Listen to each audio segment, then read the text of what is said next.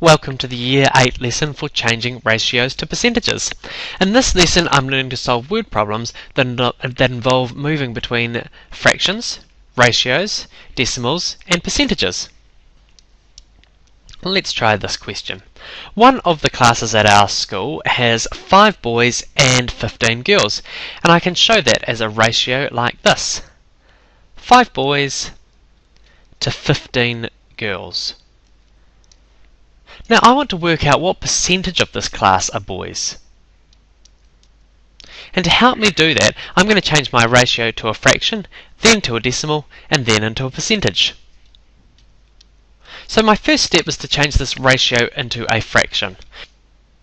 Well, the question says I'm interested in how many boys there are in the class. Well, in my ratio I can see there are 5 boys, so the numerator of my fraction is going to be 5.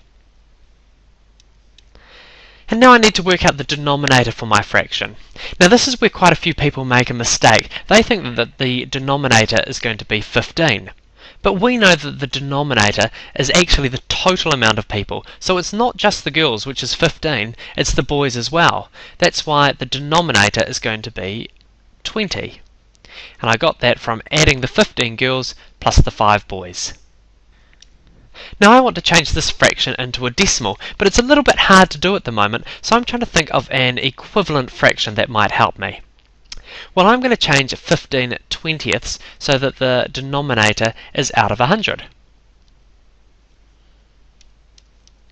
So since I've made the denominator 5 times bigger, I'm going to have to do the same to the numerator. So 5 times 5 is 25. And now that I've made this equivalent fraction, it's easy for me to change that into a decimal. 25 hundredths is the same as 0.25. And again, that's easy for me to change into a percentage. I know 0.25 is the same as 25%. So that means 25% of the students in the class are boys.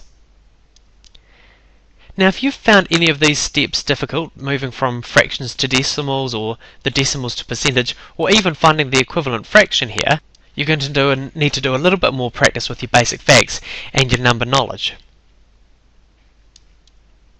Let's try one more question. This time I'm trying to make a green paint, and to make my green paint I'm using some yellow and some blue. The ratio is 6 parts yellow to every 2 parts blue. So I'm trying to work out what percentage of this green is made up of yellow. So my first step is to change this ratio into a fraction. Well, I'm interested in the yellow, so 6 is going to be my numerator. Now I need to work out my denominator. Now remember, my denominator isn't going to be 2, because the denominator is the total amount of parts, so I need to add these two amounts together. 6 plus 2 is 8. Now I know that I can simplify 6/8. I can change it so it's in quarters.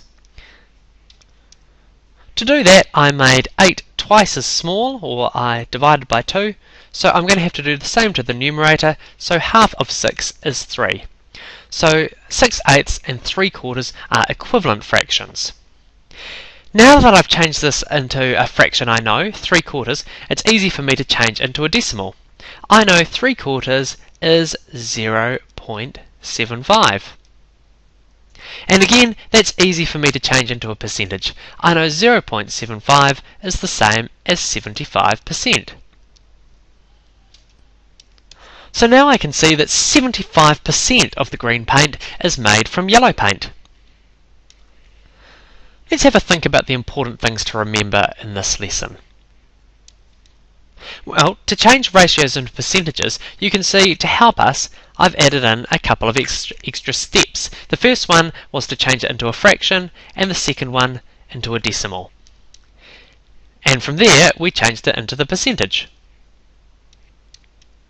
We also need to remember that when we're working out the denominator of a fraction, we need to remember that that's made up of both parts of the ratio, not just one part. And the last thing that we need to remember is that to be good at this lesson, we need to be really good at our basic facts and have a very good number knowledge.